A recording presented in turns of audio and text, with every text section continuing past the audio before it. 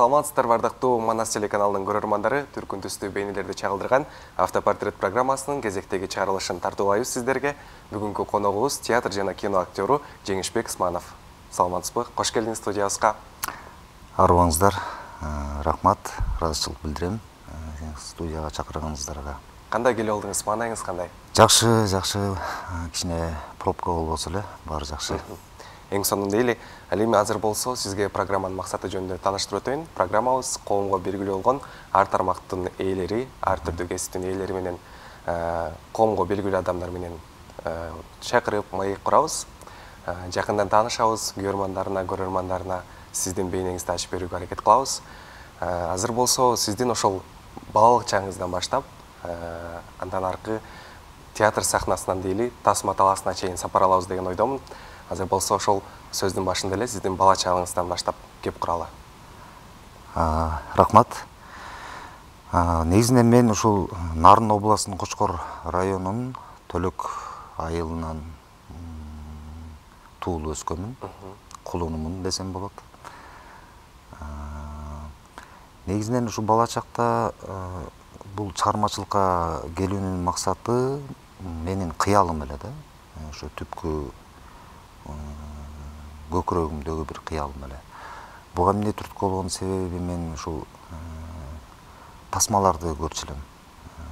Ушул биздин залкар агаларыбыздын ойногон мастерстволорун дейбиз. Актерский, Сүймөн Кулчокмор, Советбек Жумадылов, Муратбек Рыскулов, Бакайдын жайытындагы ойногон образдары. Ошону мага таасирленип калсам деп ойлойм. Андан кийин эле Союздан кийин бизге башка батыштын тасмалары келе баштады. Ал жактан башка каармандарды көрө баштадык. Ошолордун таасиринен уламго деп ойлойм. Залкар актерлорубузду атап өтпөдүңүзбү? Ошолордун кайсынысы менен сиз иштеп калдыңыз? Кайсы бири менен бир сахнада ойноп калдыңыз? Ошондой мүмкүнчүлүк болдубу сизде? Мен мүмкүнчүлүк ушул ойной албадым, бирок учурашып калдым. Советбек Жумадылов менен көргөндө ошол көрүп калдым. Мен жаңыдан биздин театралдык окуу жайга тапшырганда мен Кыргыз драма театрында иштечү ал киши. Ошол убакта мен кол алышып саламдашып калгам. Эсимде. Ал эми 99-98 жылдары. Ал эми ошол совет мезгили тарагандан кийин жаңы кинолор келип баштады деп атпайсызбы? Дал ошол биз билген Индия кинолорунан таасирлендиңизби, же болбосо андан башка жанрлардан дагы? Көбүнчө мен Индия тасмасынан эмес, мен бул Голливудтун тасмаларынан таасирлендим. Ал убакта ушул актерлор бар эле. Ошол жактан деп ойлойм. Ушул окуп жүргөндө эле ошол тасмадан көрүп алып эле өзүмдү бир башка бөлмөгө барып алып эч ким көрбөсүн деп ошолорду кайталап, сүйлөп көрүп, ойноп көрүп, бирөөнү эки кишини ойночу элем да. Бул жакта башка образ берип туруп, кайра биягына келип алып башка образ берипчи. Ушундайларды көп кылчу элем да. Эки башка адамды кейипкерин кийчүмүн. Күлүп, ыйлап, бирок көрчү эмес, көрсөтчү эмесмин да, мындай тартынуу бар болчу. Көмүскө кылчу экенсиз бул иштин баарын. Анан мындан ушинтип өзүмдү ичимде бар да. Анан мен окууну бүтүп келгенден кийин, айылдан келгенден кийин, ал убакта азыркыдай медиа тармак азыраак болчу, каякта жарнамалар азыраак болчу, каякка барышты билбейм, каяктан актерлук чеберчиликти үйрөтөт дегенди билбейбиз. Анан бир жылга жеткен жок, ушул издедим, такыр таппадым. Анан ал убакта Туңгуч театры жакшы чыгып, эл жүзүнө сиңип калган. Элдин баары билет эле. Туңгуч театрына бардым. Ал жака менин эжем алып барган, албетте, ал кишини атап өтпөсө болбойт. Калый Молдобосановдун жубайы, менин эжем, өпөл эжем. Барып Жамал Сейтахматовага бар, ал ошол жактан мен сүйлөшүп койдум. Сени көрсүн, талантыңды байкасын дешти. Макул деп бардык. Барып эле анан мени ырдатышты, бийлетишти, ыйлатышты дегендей. Барып эле анан иштейм деп баргам негизи менчи. Иштейм десем, сен азыр жаш экенсиң, окушуң керек деп Жамал Сейтахматова эжебиз айтты. Бул жакта иштеп жүрө бересиң, кийин кеч болуп кетет. Андан көрөк бул жакта бизде иштеп аткан ошол окуу жайда мугалим дешти. Анан ошол жерден Жаркын Балыкбаева эжебиз мени театралдык окуу жайга алып барганым эсимде. Ал жактан Темирлан Смамбеков мени агайым кабыл алып, ошентип театралдык окуу жайда окуп баштагам. Ал эми эң алгачкы жараткан ролуңуз кайсы роль болду? Же болбосо канча жашыңызда жараттыңыз ошол ролду?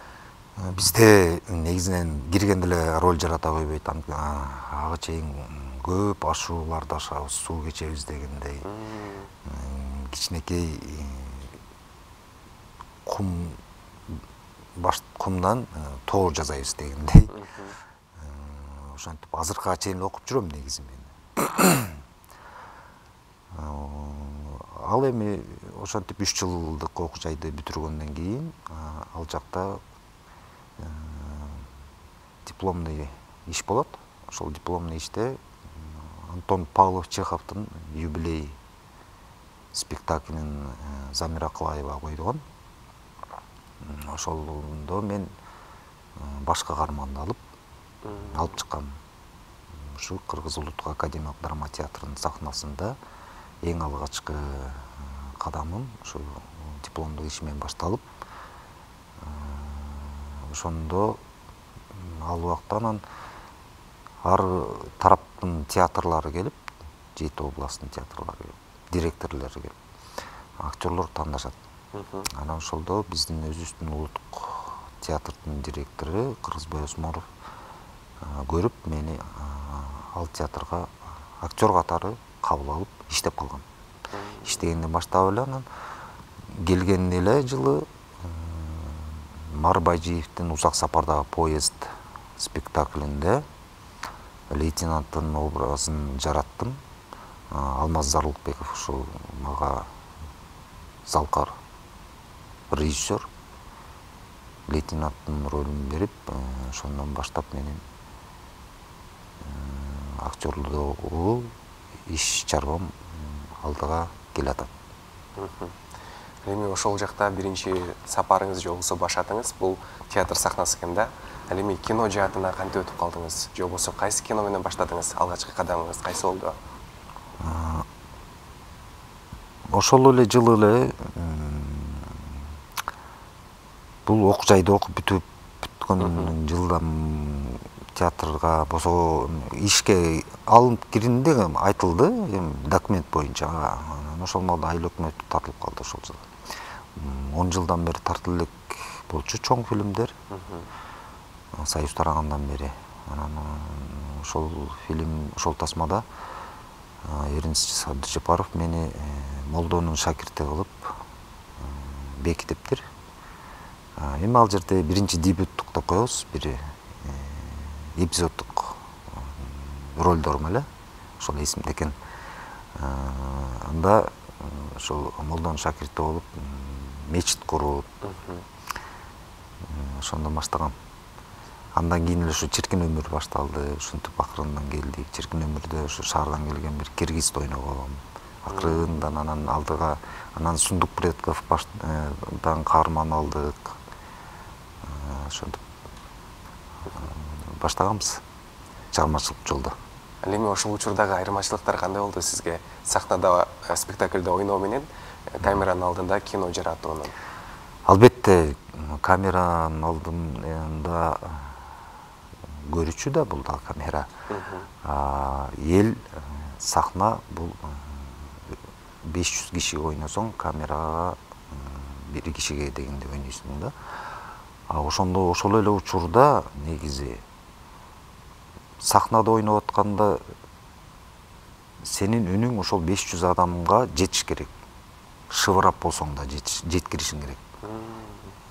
Ошондой учурда эле сен ошол ички дүйнөң менен кошо сен сырткы келбетиң дагы элге түшүнүктүү кылып аткарып, жесттер менен аткарышың керек да. Ал эми кино тасмага келгенде бул экран деген ар бир сенин көз ирмемдериңен бери карап турат.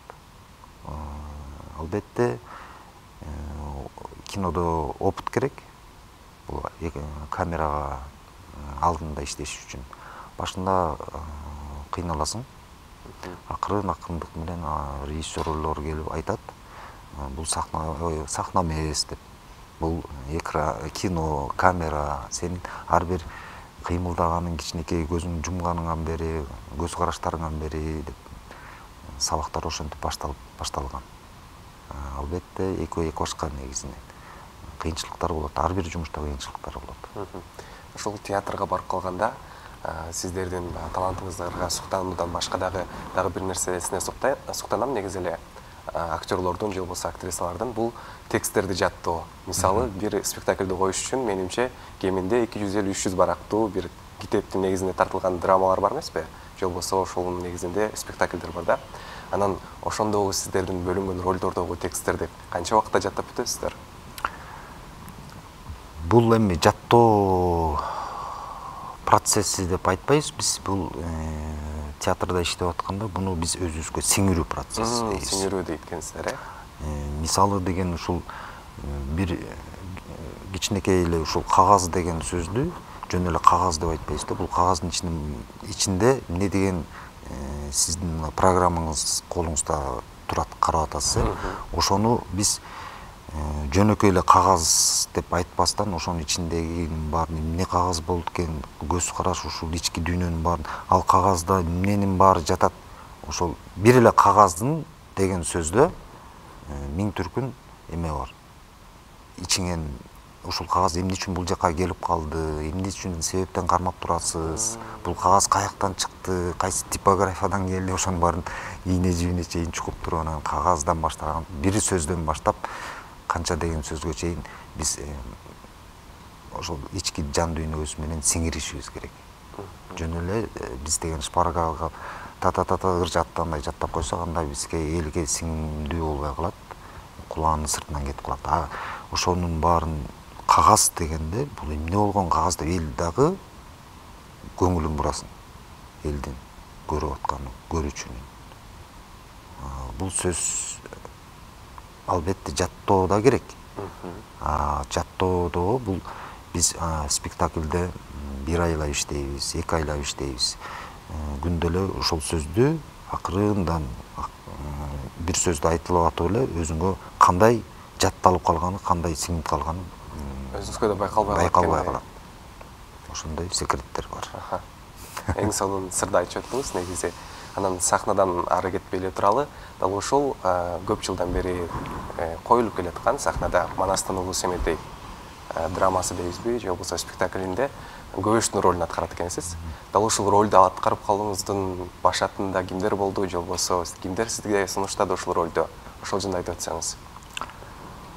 Бул каарманды жаратууга деген эми көп эмгектин bundan тышкары дагы көп каармандарды ойноп келип отурганын алынабыз да.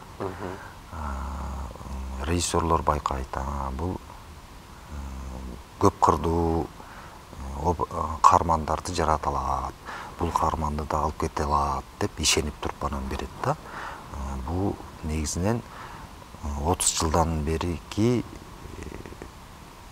чыккан чыгарма спектакль өзү.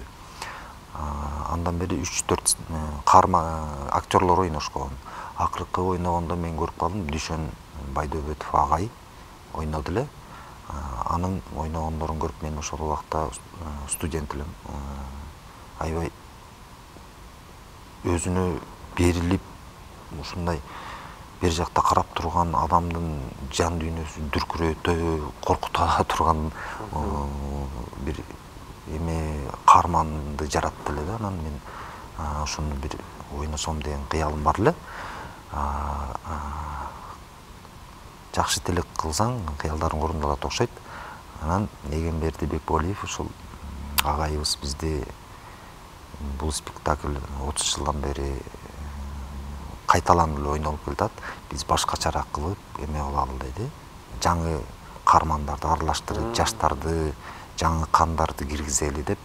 Анан ошондо мага Эген Бекболиев Көбөштүн ролун берген. Анан ошондон иштеп, акырындан жана сөз жаттабай ошол каарманды иштеп, ийне жибине чейин сиңирип анан сахнага алып чыктык. Ал эми тарыхый тасмаларга сапар ала турган болсок, бул Курманжан-Атка тасмасындагы Кудайыр хандын ролун аткарган сиз. Ошол жака кантип тартылып калдыңыз? Ошол жөнүндө айтып өтсөңүз. Же болбосо ошол Кудайыр хандын ролун жаратыш үчүн кандай аракеттерди кылдыңыз, кандай процесстерден өттүңүз? Бул Курманжан-Атка тасмасы негизинен бир 2,5-3 жылдай тартылып калды окшойт. Бул биринчи кастинг болгондо мен Садык Шер мырза бизди ушул тигил эмеге чейин алып барды, Аларчанын бооруна. Аттар менен, ушул природанын менен сезсин, ошол жакты атмосфераны көрсүн деп кастинг кылды да. Кээ бир адамдар болсо ушул бир студиядан, эмеден эме кылышат. Ошол жактан биринчи сүрөтүн тартып кетти, кийимдерди кийип, анан кайра видео проба деп коет, кайра чакырды. Ал жака анан уже аттарды, боз үйлөрдү, ошол баардык атмосфера түзүп, отторду жагып, жыты келсин оттун деп ошентип эки-экиден актерлорду алып келип кастинг кылган эсимде. Анан мен ойлогом, кандай кимнеге кастинг деп айткан эмес, бизге бир тексттерди эле берип туруп эле ушуну бир эме кылат, задача берет, ошол задача менен эле аткар. Аттан мин секирип түш, сүй, текст айтып. Ошентип бир күн эле чалып калыштык кыргыз фильминден. Сизди Курманжан-Атка тасмасында Кудайырдын ролуна бекиттик. Келип размериңизди, кийимдериңизди таштап кетиңиз деп. Бардым, дагы бир сүрөткө түшүрдүк да, анан мага айтты, сакалыңызды өстүрүңүз деп. Сакалды өстүрүп, макул деп, ошентип тартылды, башталды кино. 1 жыл болду, 1,5 жыл болду. Сакалды дагы өстүрүп атам. 2 жыл болду. Ошол убакта мен 2 фильмге түштүм. Ошол сакалыңыз менен. Антип бүт, анан баары бүткөндөн кино көрсө, ошол Курманжан-Атка фильм баарын бүтүрүп коюп туруп, негизинен Ташкентке барып тартылмакчы, Бухаранын элдигинин ичинде, ал жака уруксат бербеген эмес ал убакта. Анан бияктан бизге өзүнчө Кыргызстандын эле ошо Ташкентти, ошол Бухараны, ошол ордону куруп Кыргызстандан эле анан бул жактан павильондун ичине тартканбыз. Баары бүткөндөн кийин келип тартылсам, сакалың аябай өсүп кетиптир. Кыскарттып, кайра кыскартып, ошо тартылган эсимде. Демек ошон жаралып калган экен, эң сонун. Андан кийинки эле ошол Дарагыры мюзиклиндеги сиздин ролуңуз башка ролдордон айырмаланып турат да. Ошондогу философия жөнүндө айтып өтсөңүз. Айбек Дайырбековдун Дарагыры мюзикл бул өзгөчөлөнгөнү мага ушул биринчи жолу болуп атат Кыргызстанда. Ырын менен айкалыштырып ушул тасма жаратуу бул негизинен кыйынга турат.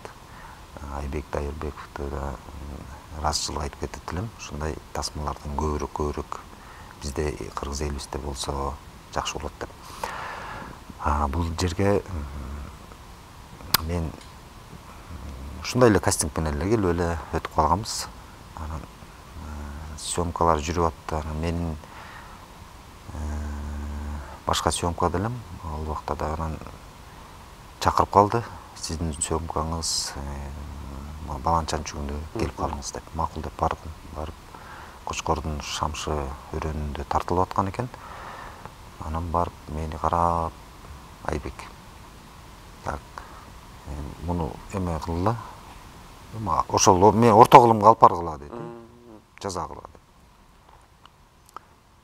Гример келип мени ошол шамандын ролу эле да кийгизип көрүп, художник келип. Съемочный площадкага келип, ордума отуруп калдым. Стоп деп туруп элем. О жеңишти шаардан жан келген баладай албай бар эметкиле иштегилечи деп. Эки гример келди, эки художник келди, кийгизип атат, кайра барсам жок жарабайт, кайра киргиздим, мындай жарабайт, жок.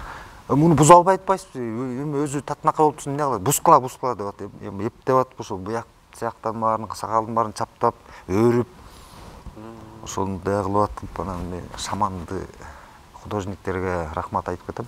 Балким алдын ала эскерткенде сакалыңызды өстүрмөк экенсиз ошондой. Жок, сакалым бар болчу, өстүргөм. Бар болчу. Жакшы. Ошондой кызык Андан сырткары ошол кастинг деп калдыңыз. Азыркы учурда деле кастингке барганда өтпөй калган учурлар болобу? Анткени бардык эле нерсе биз ойлогондой болор бит да жашоодочу. Азыркы учурда сиз кастингке барган учурда роль сизге туура келбей калып, же болбосо сиз ролдон баш тарткан учурлар болобу? Албетте болот да. Эми 100%дан 80%на өтө эле жүрөбүз эми. Бирок мен келип мени окуп айтып бергенде эле мен өзүм эле түшүнөм, бул мага ылайыктуу эмес деп. Эми чакыра беришет да, келип көрүңүзчү, мынтип көрүңүзчү. Макул деп барасың, ойноп бересиң, кыйбай. Бирок алдын ала айтам, биринчи сценариңизди жөнөтүңүз, эмне жөнүндө кичине бир сюжет бериңиздер, көрөлү, окуйлу, эмне максатта тартылып атат деп. Анан өзүмдүк болсо эле айтам, бул хорошо барабыз деп. Болбосо бул жерде башка чара мага ылайыктуу болбойт, болуш керек деген дагы мамилелер бар. Анан сөзсүз түрдө гонорарына көңүл бурасызбы? Гонорарына көңүл бурбайм. Анткени биринчи бул чыгарма болуп аткандан кийин ошонун ичиндеги эмне жөнүндө жазылган, эмне максатта тартылып атат, биринчи ушул сценарийин сурайм. Гонорарын ал материалдык жак деп коебуз го. Бул чыгармачылыкта жүргөндөн кийин ушул жан дүйнөнүн иш чарасы да. Бул жан дүйнө өзүңдө жашашың керек ал жерде. Мен монча акча берет экен, кой мен ошого тартылып коеюн, акчаны алайын да максат эмес. Чынын айтсам. Драмалык жактан дагы комедиялык кинолорго тартылып калган учурларыңыз бар. Сиз үчүн драмада ойноо оңойракпы, же болбосо комедия жаратуу оңойракпы? Экөө тең кыйыныраак негизи. Экөө тең кыйын, анан ошонун кайсынысы сиз үчүн оңойраак болгон? Мисалы, адамдарды күлдүрүш оңойбу же ыйлатыш оңойбу? Оңой нерсе жокко деп ойлойм.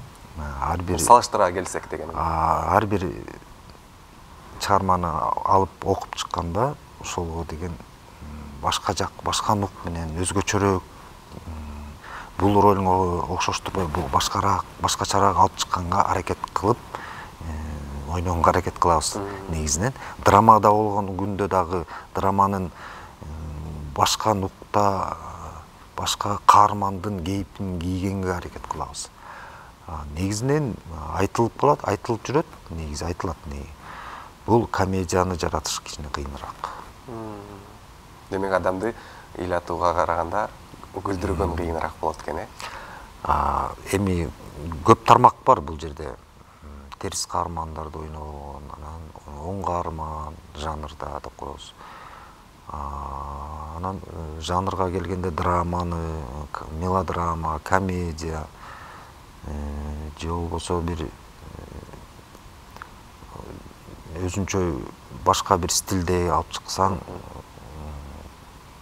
негизинен ошонун баарын бир чачың учунан бүтүн тырмагың учуна чейин бир башкача бир сезимдер менен алып чыгыш керек деп ойлойм да. Мен үчүн ар бир ролду жаратуу оорго эле турат. Оңой деп айта албайм, келип туруп текстти берип туруп ойноп кетет депчи. Ан үчүн переживать этиш керек, ан үчүн көп нерселерди ичиңен жашап чыгышың керек. Анткени себеби кинодо ушул кичине бизге возможность бербейт. Кинодо биз спектакльдей 1 айлап, 2 айлап иштебейбиз. Келгенде биринчи эле окуп берет сценарийди.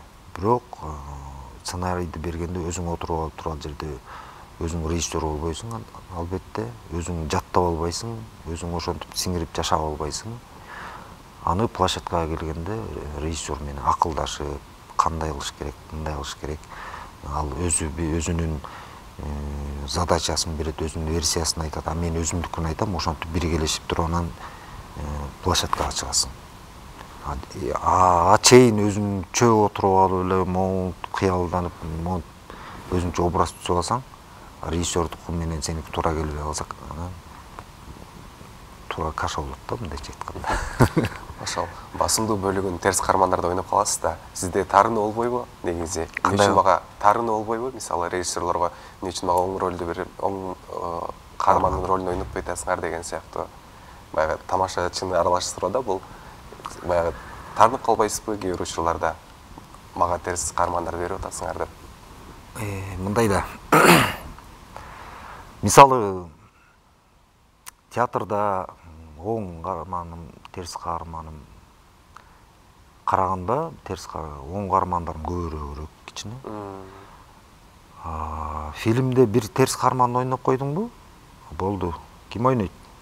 Тиги ойнойт. Ушунун сайы бар да, ошол эл да ошол да. Ал эми ошон үчүн биз дагы аракет кылышыбыз керек. Буну эле ойной берет, чөбөрө дегенде ал жактан да кичине баш тартып коюш керек. Ампуланы алмаштырыш керек. Телевидение, кино экранга дегеним да. Ошондой убактарда мен бир убакта ошол сиз айткан жана комедия жакка да тартылдым. Жер тоголокко, ракетага да бир эки комедия бар. Ошолорго тартылгам. Ушинтип бир тараптуу болбой ар жанрда ойноп көрө бериш керек. Ошол ракета кинокомедиясында сиздин денеңизди баягы жерге көмүлгөнүн көрүүгө болот да. Ошол сыяктуу кадрларда же болбосо ошол сыяктуу учурларда сиз денеңизге оор жаракат алып калган учурлар болду беле? Же болбосо ошол кинодо чын эле сиздин денеңизди көмдү беле деген суроо бергим келип турат. Ал жерде негизинен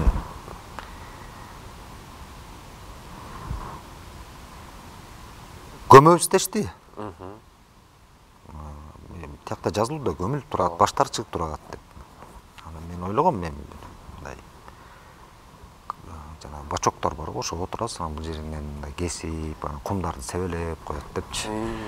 Анан биз съемочный площадкага келсек, режиссер Элдар Турдумамбетов айтып калды. Бул касылып турат, ушакка батасыңарбы деп. Мына касып коет. Анан үчөңө түшүп көргүлөчү деп. Элдарга айттым, бизди чын эле көмгөн атасыңбы деп. Чын эле деп. Мындайраак кылып көрбөйсүңөр, биз кылып көрдүк анда деген силердин мойнуңар салактап билим эме болуп калат экен, билинип калат экен депчи. Бизге чейин өзлөрү ушу мен айтканды мен элестеткендей эле жазап эме алып испытание алып көрүшүптүр. Хорошо дедик анан. Эми жок дегенде ал жерге кирдик, отурдук. Мындай отурганда мынчалык болот экен. Жалкасыштыр. 1 метрдей. Көмө баштады. Бул бут жакка келгенден кийин уже буттарым кыса баштады да. Анан токтотуп дедик. Токтотуп эле анан жыга чап келели дедик. Жок дегенде бояктан баштагыла деп. Бияк бошураак болсун, бияктан өйдөрүп баштады. Анан жыгаштарды койду. Анан кийин көмүп келгенден негизи давление берет экен, кысат экен. Эптеп дем алып кыйналдык негизи. Ал жерде жакшы негизи бир эпизод 1 күн тартылат. Ошол эпизод негизи 1 күн тартылмак. Биз аны 15 мүнөттө эле тартып койдук да. Бол сөздөрүбүздүн баарын айтып атайын. Дагы бир дубль дейт, 3 дубль менен чыккыла деп. Кыйны дем аябай кысылып калдык да. Чыккандан кийин башкача бир эме болот экенсиң. Ошондой эмелер болгон учурлар. Дагы ушул сыяктуу кандай кызыктуу окуяларыңыз бар кино жаатында, кино тартылып атканда? Кино Сиздин эсиңизде калганы, эсиңизден эч эле кетпегени? кино ушул Мырза Айдаралиев менен Карышкырдын мыйзамын тартып алдык, чогуу биргелешип. Түрктөрдүн баарын эми каскадерлор жасаш керек ал жактачы. Каражаттын кичине аздыгынан өзүм болгонго, өзүм башкармандам, эми кээ бир жерлерде аткарууга туура келген. Кээ бир жер эмес, баштан аягына чейин өзүм эле аткаргам. Бир жерден секирдеди, ошол эсимде күн кечтеп баратат да, ушул режимный съемка болуп калган. Күн кечик болуп кетпесин, кирип кетет, бул жерден азыр чуркап кетип туруп эле секириш керек деди. Анан бир чети корктум мен. Ушу чуркап келип тайгаланып барып туруп анан чимеме бир эки томолонуп барып туруп анан кулаш керек да ал жерденчи. Канча дубль кыласың дейт. Эми 2 дубльга сен кыйынсың да деп мактады. Кой жок, бир эле дубль күндү карадык да ошол жерден рисковать этип сүрүлүп барып томолонуп барып түштүм. Нормально туруп басып кеттим. Биз ошолунда аяк колум сынып турду. Сезбей жүрө бериптин эртеси күнү. Бирок кино ошол дубль менен тартылган. Бир эле дубль менен кеткен экен. Ошол трюктарды аткарып калдым деп атпайсызбы? Кайсы бир спорттун түрү менен машыгасызбы? Мен эми жашыраак кезде башкам. Ушу ал убакта кикбокс жагында жүрчүбүз. 19-20 жаштарда. Тигил ал убакта аябай эме ушундай мода болот. Биздин чемпиондор ушу Кермес профи Воиновдун балдары Азиянын чемпиону, дүйнөнүн чемпионун алып келип атканда менде ошондой аябай кызыгуу болгон. Ошол убакта 2 жылдай тренировка кылгам. Кикбоксингде. Ал эми азыркы учурда кыргыз киносунун тенденциясы бир аз өзгөрүп баштабадыбы? Буга чейин болсо комедия коомчулукта актуалдуу болсо, азыр болсо драма же болбосо андан башка жанрларга өтүп жатабыз да. Бул боюнча сиздин пикириңиз кандай? Бул албетте жакшы нерсе негизичи. Бир эле тармак менен кете берген болбойт. Бул чыгармачылыкта көп граньдуу болот, көп тармактуу болуш керек. Албетте комедияны дагы элибизге тартуулашыбыз керек. Комедиядан тажадуу, эми драмаларга кезекте бериш керек. Драмалардан тажадуу фантастикага бериш керек. Ар тараптуу мелодрамаларды коюлуш керек. Менин көз карашым эми кечке эле комедия тартыла атышат дегенде эмес. Бул иргелип ошол комедиянын комедиясы тартылат, драманын драмасы тартылат. Бул тажрыйба улам опыт алынып отуруп, бизден дагы ушу мыкты режиссерлор, сценаристтер, драматургдар, актерлор ошентип эйленип чыгат экен да. Электен эйленип отуруп бир жакшы кийинки муундарга калтыра турган бир чыгармалар жаралсын деген эле ойдомун. Бул тартылып атат, тиги тартылып атат, комедиялар көбөйүп кетти дегенден алысмын. Албетте тартыла берсин. Катыша берели. Биз да тарта берели. Ал эми азыр болсо ушул жакында эле Кореянын Пусан шаарында Пусан эл аралык кино фестивалына сиздердин акыркы эмгегиңизде элүү же болбосо сиз катышкан кино бул Качкын деген кино тасма барып көрсөтүлүп келди. Сынакка катышып келди. Дал ушул кинодо сиз роль жараткан экенсиз. Кино азыркы учурда Кыргызстанда баягы премьерасы болбогон үчүн сиздин кайсы ролду ойногонуңузду билбейбиз да. Ошол кино жөнүндө кыскачараак айтып өтсөңүз. Анан мындагы ролуңуз сиздин башка кинодогу ролдоруңуздан айырмаланабы? Кененирээк айтып өтсөңүз. Бул мен албетте Дастан Жапаровун мен биринчиден куттуктап кетем. Бул тасмада биринчилерден болуп эле ушул чоң абройлуу фестивалдарда премьерасы болуп өттү Пусан шаарында, Кореяда. Мен Дастанды куттуктап кетем. Жалпы ушул тасмада иштеген бүт чыгармачылык топту да куттуктап кетем. Жемиштүү болсун, жеңиштүү болсун. Бул Дастан биринчи кастинг болуп башталаарда Жеңиш байке келип кетиңиз, кастинг болуп атат деп калды. Макул дедим, барып бир ролу бар экен. Бир эпизодный роль экен. Бир эки жерден кирип чыгат экенбиз. Аны ойноп бердим. Аны ойноп берип эле макул ийгилик деп эле кеткем. Анан кайра чакырып калды. Сизди башка ролго карап атабыз. Тиги роль болбой атат. Андан чоңураак ролго келип бериңизчи деп. Макул дедим. Анан бардык. Барып эле ал жерден 3 сааттай видео проба болду. Дастанда аябай катуу иштейт. Бир кичинекей бул жерде турган нерсе ал жерде турбаса болбойт да. Актёрду дагы ушул жерге келдиң, ушул жерде жанакыл өзүнүн кыялын, өзүнүн эмесин чыгарамайынча ошондо 3 саат кечке кастинг кылганбыз да. Кеткем. Мен кеткенден кийин дагы бир 2-3 актер менен кылыптыр. Ал ролго бир 3-4 актер атсалышкан экен. Анан кыргыз фильминде азыр өзүнүн көркөм кеңеши бар. Ошого көрсөтүптүр актерлорду ойногондорун. Анан буйруктан мени тандап Жеңишбек Исмановду ушул ролго бекиткиле деп айтып, анан бекип калып, буйрса жакын арада премьерасы болуп атат Качкын фильмин Бишкекте.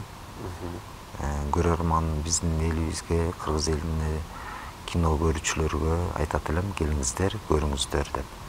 Дастандын бул ийгиликтүү чыгармасы деп айтсам болот. Биринчилерден болуп эле ушу фестивалдарга барып атсалышып атат. Биз дагы ошол кинонун премьерасын күтүп атабыз.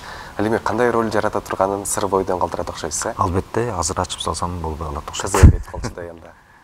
Андан соң ошол кайсы өлкөнүн кино индустриясына кызыгасыз? Мисалы, Индиянын кино тартылуусунун вайбы башкача, же болбосо түрк кинолорун ала турган болсок, алар дагы тарыхый кинолору же комедия жанрында болобу, ар биринин вайбы өзгөчө да.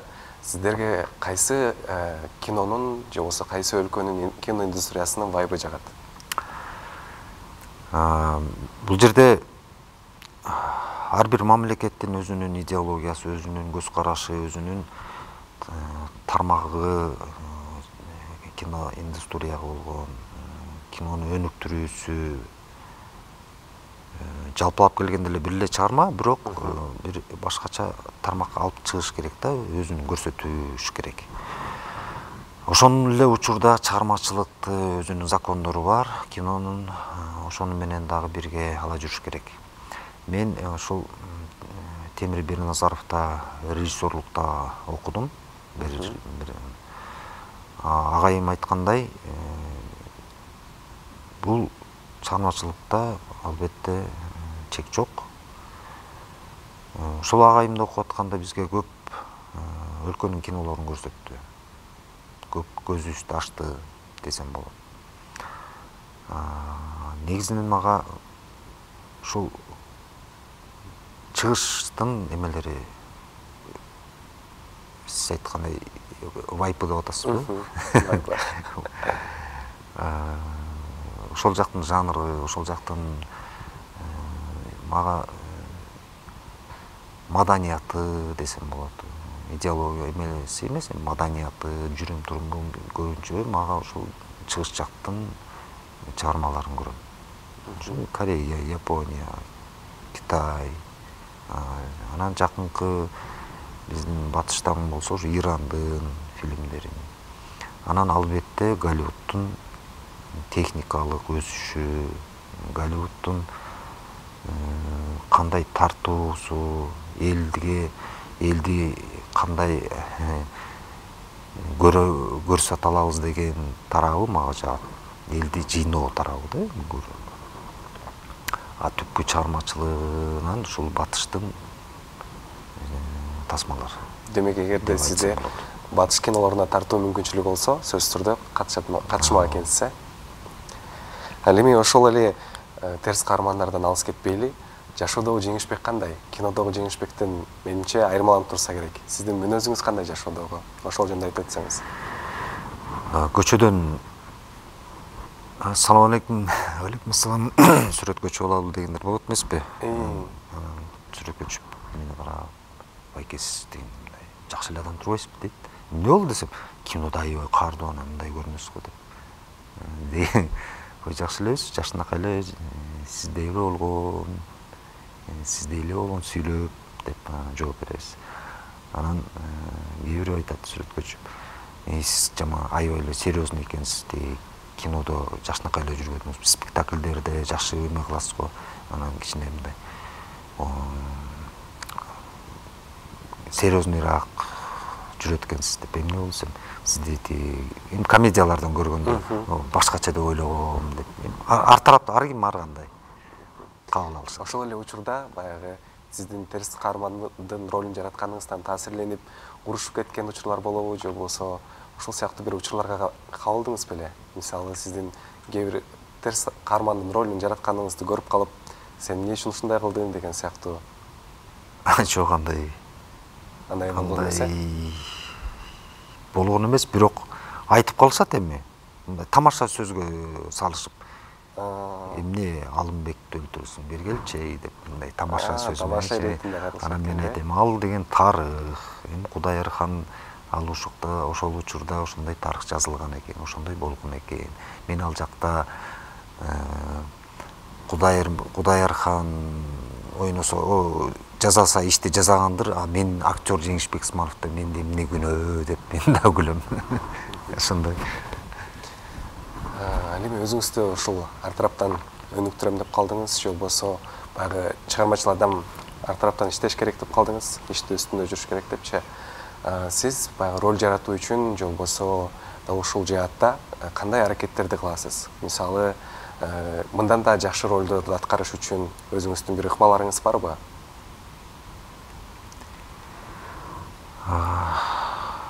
Мындан да жакшы, мисалы, мурунку ролдоруңуздагыдан дагы кийинкиде жакшыраак аткарайын, мындан дагы эмоциямды жакшыраак жеткирейин деп. Албетте, бир фирма деле бир нерсе чыгарса, кой кийинкисинен башкачараак, элге өтүмдүүрөөк кылып чыгарайын деген эмес, кыял болуш керек. Менде да ошондой кыял бар. Бул ролумдан өйдөрөөк дагы бир роль чыгарайын. Бул ролум мага кичине бул жерде мындайраак ойноп койсом болмок экен, эми кийинкиде мен сактап коеюн, андан өйдөрөөк, ошондон башкачараак кылып туруп дагы мындай өйдөрөөк кылып, ошол ролго окшоштурбай эле, бирок ички дүйнөнү алып чыга, мындай бир сезимдерди бир 50% эле аткарып койсоң бул кинодо. А тиякта ошо ал сезимди 102, 150гө чейин көтөрүш керек деген нерсе пайда болот да. Ошондой. Дагы бир суроо болсун. Ийгиликтүү актер кандай болуш керек? Эгер адам баягы, балким азыр жаштар дейли, актер болгусу келген жаштар, белгилүү болгусу келген жаштар, ийгиликтүү болуш үчүн эмнелерди кылыш керек? Эмнелерге көңүл буруушу керек? Сиздин кеңешиңиз кандай болот? Мен балдарды окутуп өзүм мугалим болуп жүрөм, ушу актерлук чеберчилик боюнча. Мен ушул 20-дан ашык бүтүрүчүм бүттү. Арасында сизде болуп алып барчу болуп кеткендер бар.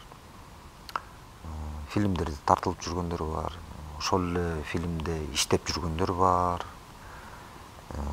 Ошондой эле өзүлөрү дагы бир ролик тартып, кино тартсам деген ойлору менен жүргөндөр да бар. кээ бирөө мал баккандар да бар. Бул адамдын өзүнүн биринчи көкүрөгүнүн желания деп коет, өзүнүн кыялы керек. Биринчи мен келгенде эле айтам. Элдин баары эле киного чыгып атат, кой мен деле чыгып келейинчи деп. Келген жоксуңбу деп келем айтам да. Эгер ошондой болсо анда кечирип кой деп. Биринчиден өзүңдө ошол бул көкүрөгүңдө болуш керек, кыялың болуш керек. Ал кыялыңды жетишкенге мен жардам берем, ошол максатыңа жеткенге. Ошол кичинекей бир кыялың барбы деп мен айтам. Анан ошондон башталат да сабактын баары. Ошол кыял жөнүндө сүйлөшөбүз. Ошону менен эмне болду эле деп сиз мага суроо бергендей, эмнеден башталды эле сенин ушул актерлук чеберчиликке кызыгууң деп. Анан акырын чечилип айтып берет. Мен айтып бердим го кичинекейимде тияка бурчка барып алып ойноп, бияка бурчка барып. Анан ошондон акырын алып окутам да мен дагы.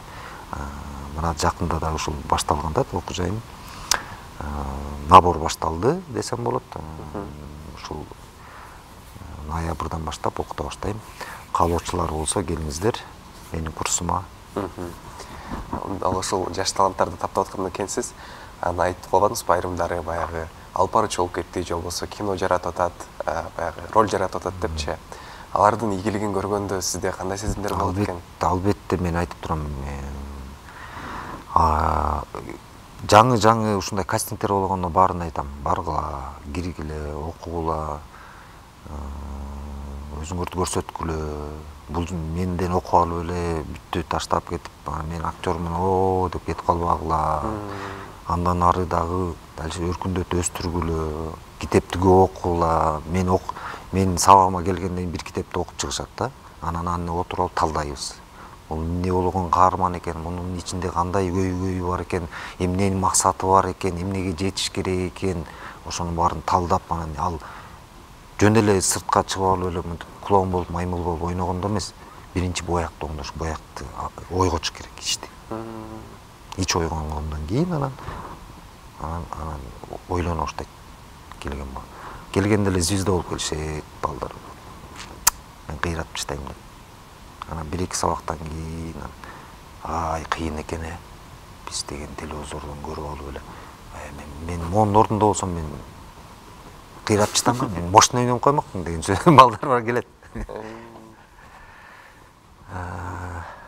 Ошонусундай эле мен айтат элем ошол.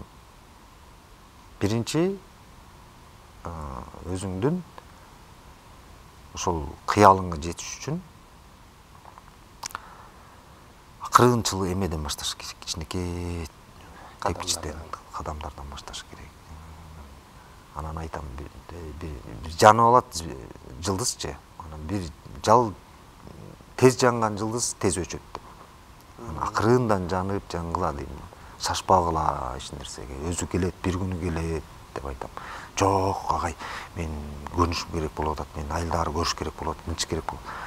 Мен мына 20 жылдан бери алдыга умтулбай эле, алдыга жулунбай эле акырындык менен келатам, баары акырындык менен. Бир дайдын кадам таштагыла, баары алдыда баары жакшы болот дейм. Аны үчүн эмне керек? Эмгек керек, окуу керек, илим керек, билим керек. Анан адам менен адам болуш керек. Бул сөздөрүңүздөн кийин мен ойлойм, көрөрмандарыбыз баягы сиздин курсуңуздан окуйм дегендердин саны арбайт болуш керек деп. Азыр болсо сизге биз эркин микрофонубузду суналы, анткени бизге бөлүнгөн убакыт дагы соңуна келип жеткен экен. Мен рахмат сиздердин чыгармачылыкка, мен ушул студияңызга чакырганыңыздарга, сиздердин чыгармачылыгыңыздарга ийгилик каалайм. Ушул каналыңыз дүйнөлүк рейтингде 10 дегенди алып турсун. Кудай буйрса. Кыргызстаныбыз өнүгүп өссүн. Ошону каалайт элем. Анан театрга келиңиздер, киного келиңиздер, эргүү алып кетиңиздер. Үйүңүздөрдө тынччылык болсун, токчулук болсун.